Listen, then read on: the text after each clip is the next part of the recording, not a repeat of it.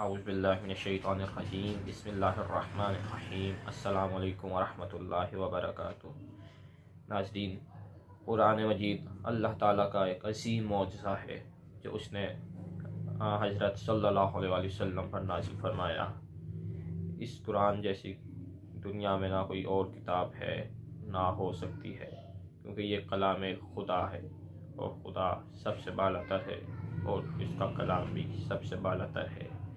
قرآنی صورتوں کے فضائل کے حوالے سے یہ آج کی چوتھی ویڈیو ہے۔ اس میں ہم سورہ اخلاص کے فضائل، اس کا متن اور ترجمہ آپ کی خدمت میں پیش کریں گے۔ اسی سورہ کو سورہ توحید بھی کہتے ہیں اور کچھ افراد اس کو سورہ قل بھی کہتے ہیں۔ یہ مکی سورہ ہے، اس کی 4 آیات ہیں اور یہ 1 رکوع پر ہی مشتمل ہے۔ اس سورہ میں صرف اللہ تعالیٰ کی توحید کا ذکر ہے، اور وہ بھی اس خوبصورتی، جامع اور مختصر انداز میں کہ مخالفین اسلام اور نصارہ کو بھی ماننا پڑا کہ ایسی عمدہ توحید کسی اور آسمانی کتاب میں بھی مذکور نہیں۔ آئیے آپ کی خدمت میں اس کے فضائل بیان کرتے ہیں اور پھر متن بیان کریں گے۔ حضرت صلی اللہ علیہ وسلم نے ارشاد فرمایا کہ جس نے اس سورہ کو پڑھا گویا اس نے 1/3 قرآن ختم کیا، اور ایمان لانے والوں کی تعداد کے 10 گنا نیکیاں اس کے نامہ اعمال میں درج ہوں گی۔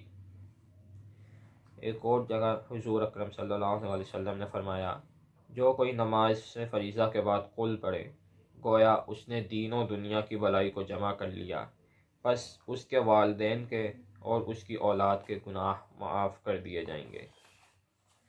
جناب امیر المومنین علیہ السلام سے روایت ہے کہ جب گھر میں داخل ہو تو سورہ توحید پڑھ لو، اس سے فقر و پریشانی دور ہوتی ہے۔ جس نے نماز صبح کے بعد 11 مرتبہ سورہ اخلاص پڑھا تو گویا اس نے شیطان کی ناک رگڑ دی۔ جو شخص ظالم حاکم کے پاس جائے اور یہ سورہ پڑھے تو خدا اس کو نجات دے گا۔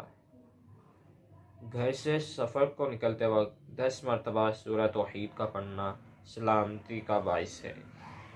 بروایت مصباح، دکھتی ہوئی آنکھوں پر پڑھنے سے اس سے شفا پائے۔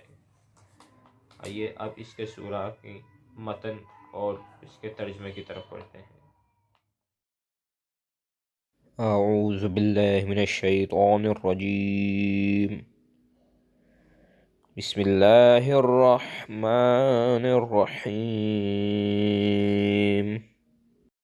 اللہ کے نام سے جو بڑا مہربان نہایت رحم کرنے والا ہے۔ قل هو اللہ احد، اے رسول کہہ دو کہ وہ اللہ ایک ہے۔ اللہ الصمد، اللہ برحق بے نیاز ہے۔